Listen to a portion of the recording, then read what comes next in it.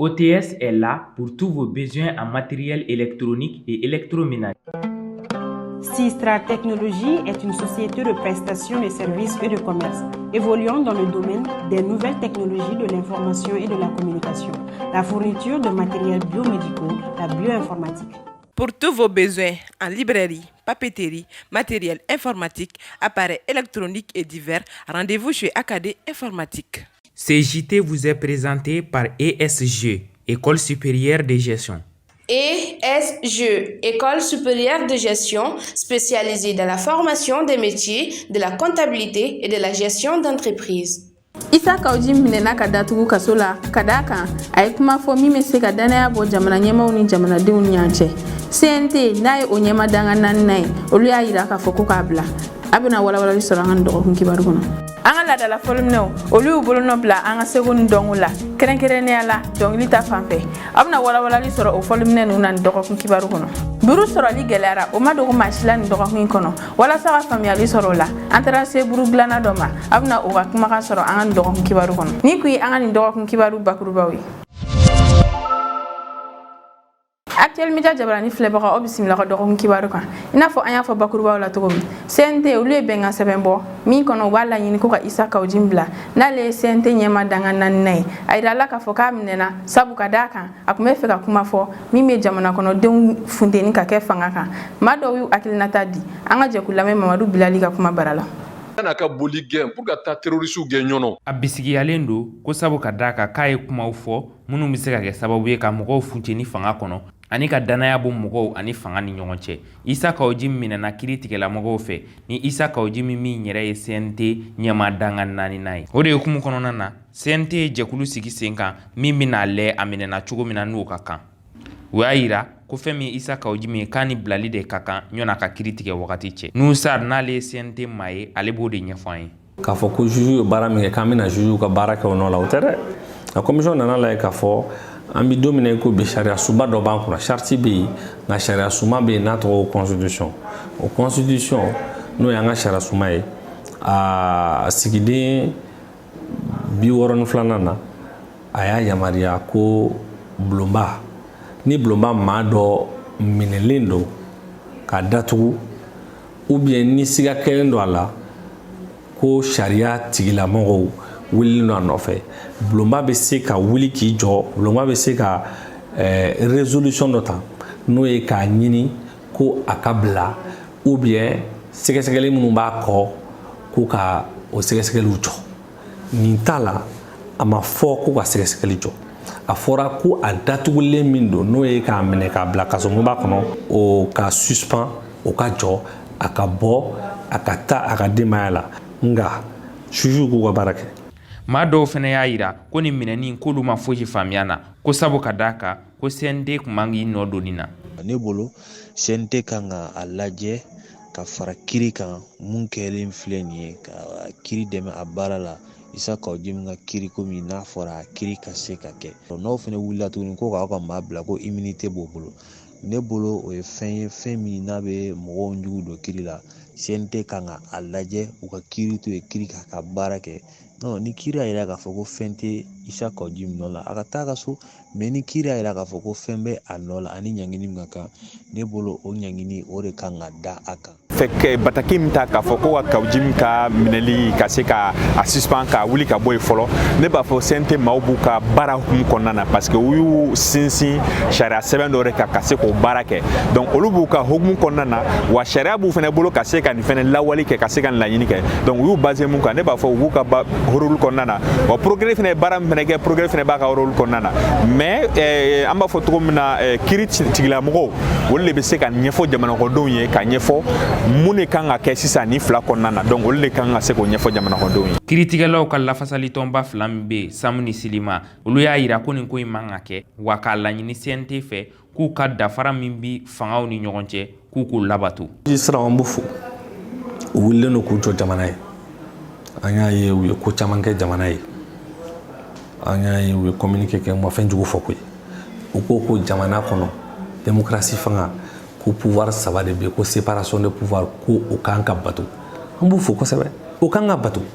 ni communiqué min fana kelen ka so amado fon konnana amba fo samnu silima fana olu fana bu ka hum konnana parce que we jekulu na be fo ko syndicat si ku ye muye ka se ku ka jekulu tonde un défend donc nous aye ka fo ku wa tonde do ko o be difficulté la fano fe walma fano bo kan fano fe ka se ka bop o tigra ma o jugoro ma dondo je crois que ton samnu silima u bo sira de kan wa u bu ka hum konnana o de la nin tile laban in na CNT maaw maa dɔw diminiw kɔrɔ hali n'o y'a sɔrɔ fɛn min ye Isa Kawo Jim ye ale ma bila ka bɔ kasobonba la a lafasabaga Kasim Tapo ale y'a yira RFI kuma bara la k'a fɔ ko nin wagati in bɛɛ kuma ka kɛ k'a sɔrɔ a ma bila ko sabu ka d'a kan ko CNT ye kumakan min lase k'o bi bɛɛ ɲɛ kɔrɔ kabi novembre kalo tile 4 tɛmɛnen a fɔlen ko ɲinan kalanta bɛ bɔ lakɔlidenw taara kalanso la ni novembre kalo tile fɔlɔ san 2021 hali ni lakɔliso dɔw ma kalan kɛ i n'a fɔ a kun kan ka daminɛ cogo min na dɔw y'a daminɛ Aïssata Diakité taara lakɔliso dɔw la an ka jɛn k'a ka sɔrɔlenw lajɛ. Vous voyez, nous revenons des congés, n'est-ce pas? Oui. Voilà, ça s'est bien passé. Oui. Les parents allaient bien. Oui. On s'est bien reposé. Oui.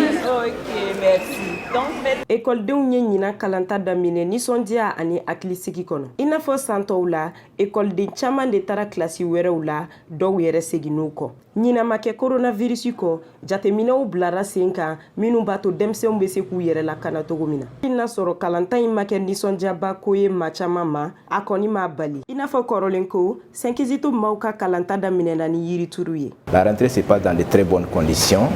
École tacogo kɔni ɲɛna i n'a fɔ san tɔw an y'a daminɛ ni an ka école sariyaw kɔfɛlen kalandenw ɲɛna ani yiri turuli ye min ye sigida la kɔlɔsili ye o ka kan maa kelen kelen bɛɛ ma n bɛ min fɔ kalandenw ɲɛna o de ye u ka u ka karamɔgɔw ka ladilikanw lamɛn ani u k'u kumakanw labato ani u ka dusu ta ka baara kɛ. De se donner au travail. Aminata Dabo école la kalan daminɛra ka ban nka halisa tɔgɔsɛbɛnw bɛ sen na. Bienvenue à l'école de santé Aminata Dabo. Les inscriptions sont en cours. An ka tɔgɔsɛbɛnw bɛ sen na an ka baara ye ka kɛnɛya baarakɛlaw kalan an ka kalantaw taabolo ka ɲi danfara min b'a ni kalanyɔrɔ tɔw cɛ an ka kalandenw bɛ baara dege daminɛ kabini san fɔlɔ ne bɛ min fɔ kalandenw ɲɛna u ka kɛ maa bonyabagaw ye ani u ka taa u ta kuma na. ɲina maa caman de tali tɔgɔ sɛbɛn ESAD école la k'a sabu kɛ u ka kalan kɛko ɲuman ye ani maa caman min bɛ tɛmɛ u fɛ yen san o san. L'établissement, il y a la réussite, il y a la rigueur. Ne nana ESAD la sabula karamɔgɔ ɲɛnamanw b'u fɛ yen wa sɛbɛ b'u fɛ yen wa san o san maa tɛmɛta de bɛ caya u fɛ yen. Dans cet établissement. Ni kalanta daminɛ kɔni ma nɔgɔn jɔrɔna ko bari école karamɔgɔw ani an ka jamana marabaw kɔni ma se ka kumanya sɔrɔ u ni ɲɔgɔn cɛ wa sariyaw de sigilen don an ka karamɔgɔw fɛ hali n'a sɔrɔ kalanta kɛra n'a kalanta kana kɛ i n'a fɔ san tɛmɛnen ta bari grève caman de kɛra o kɔnɔ. An ka laadala dɔnkiliminɛw donnen don ba la kosɛbɛ bibi na an fɛ hali n'a sɔrɔ wagati dɔw la an mun ni dɔnkiliminɛ wɛrɛw ɲagami ɲɔgɔn na ni minɛnnu bɛ an bɔyɔrɔ ko fɔ Aminata Igira Kulibali bɛna walawalali kan ye.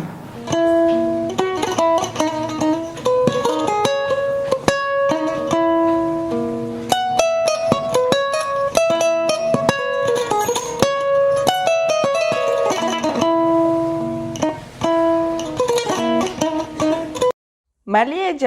jamana min kɔnɔ seko ni dɔngɔ donnen don ba la kosɛbɛ. An ka laadala fɔliminɛw bi jɔyɔrɔ d'a ma kosɛbɛ seko ni dɔngɔ ta fan fɛ. Bawo an ka jamana kɔnɔ kabila o kabila walima siya o siya bɛɛ n'a ka fɔlikɛminɛw don. O fɔlikɛminɛ ninnu dɔ ye jembe ye, tama, balani, gɔni, o n'a ɲɔgɔnna caman ye. Wa u bi fɔ an ka hɛrɛw ani hɛrɛ tanaw na. Ka fara fɔbagaw kan,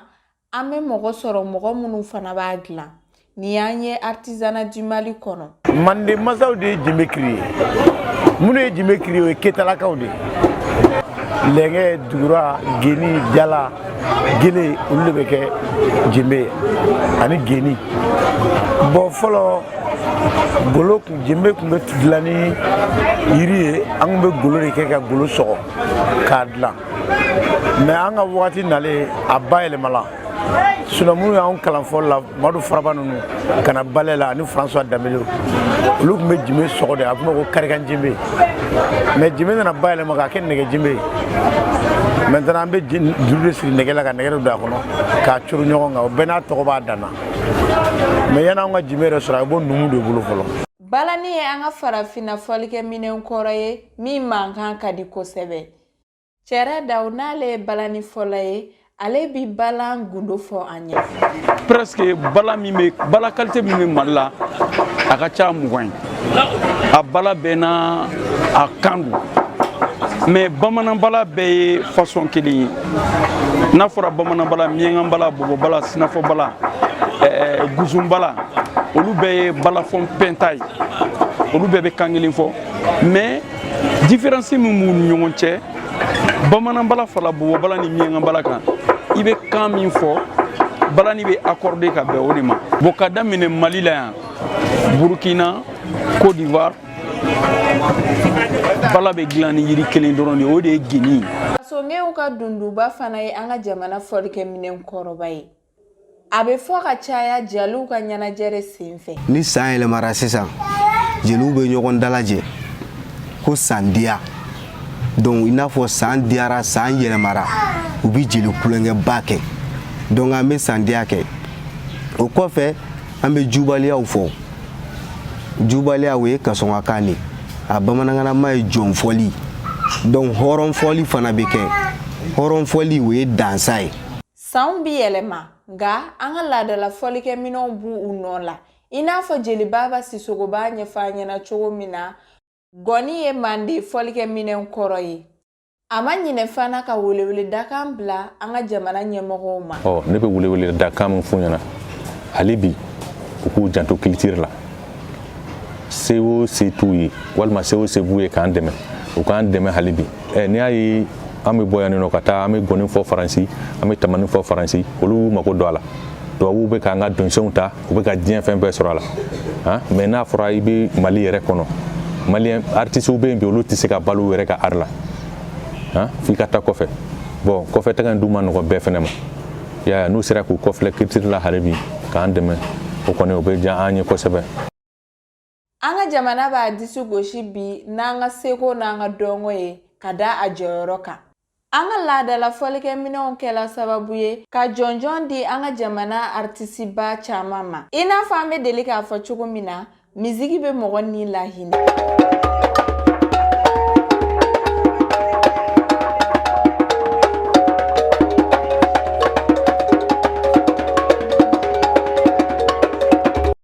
Burufeerelaw ma burufeere kɛ ni tarata don novembre kalo tile 2 ka da kan farini sɔngɔ gɛlɛyara o kɛra gɛlɛyaba ye maa caman ma walasa ka faamuyali sɔrɔ la an wulila ka se Jikɔrɔni para burufeerela dɔ ma an ka jɛ k'o lamɛn Fatumata Darame ka kuma bara la. Bon mun ye grève kɛ farini de yɛlɛla farini prix de yɛlɛla o de y'a kɛ an ye buru an kun bɛ fɛ ka buru prix yɛlɛ bon an y'a lajɛ an kun bɛ fɛ an ye grève kɛ tile 2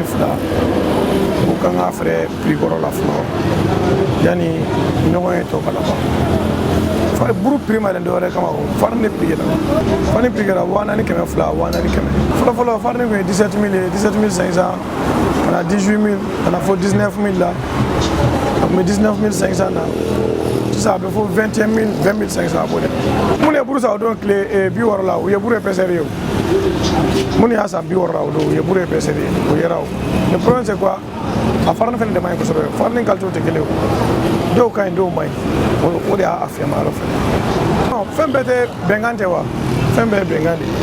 ye ko mardi kan bɛ ɲɔgɔn ye n'an ye ɲɔgɔn ye mardi a ka ca Ala fɛ a bɛ ɲɛnabɔ an ka laɲini tɛ a kana ɲɛnabɔ dɛ an ka laɲini tɛ buru ka jɔ dɛ mun kɛra o don e yɛrɛ y'o ye a taacogo man ɲi a bɛ an yɛrɛ degun kosɛbɛ mais an ka laɲini to ye quoi an ka laɲini de ye ka dɔɔnin bɔ farini na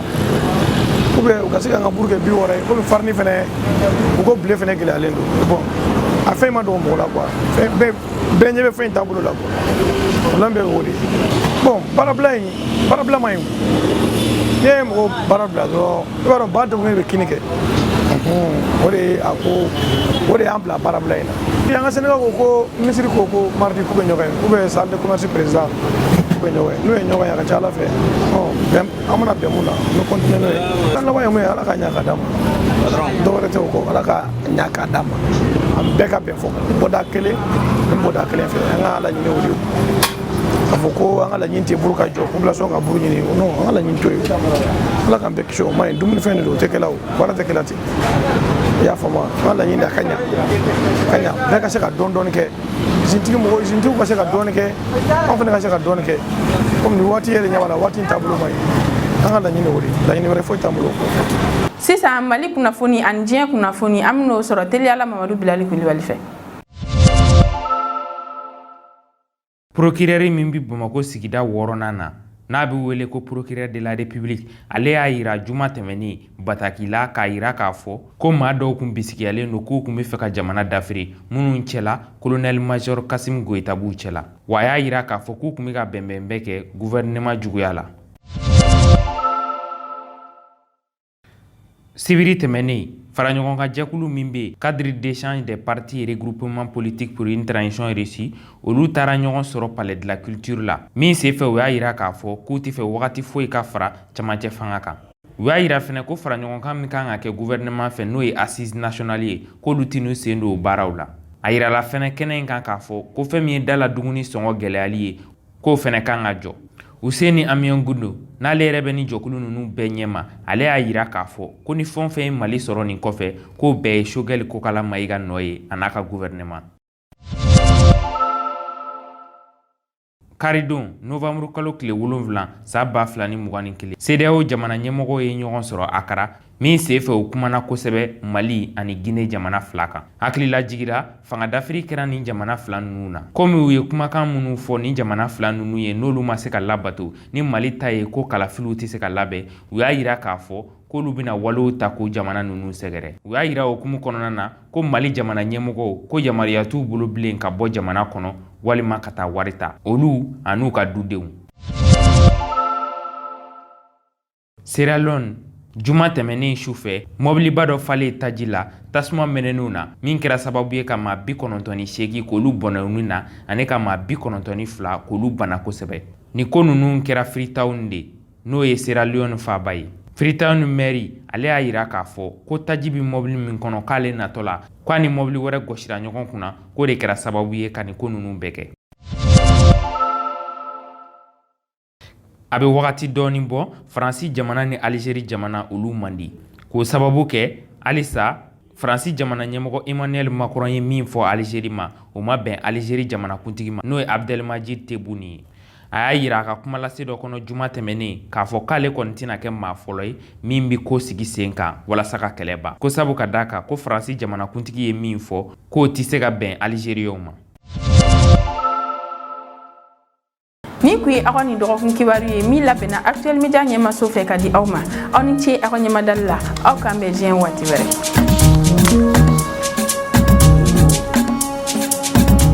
CJT vous a été présenté par ESG, École supérieure de gestion. ESG, École supérieure de gestion, spécialisée dans la formation des métiers de la comptabilité et de la gestion d'entreprise.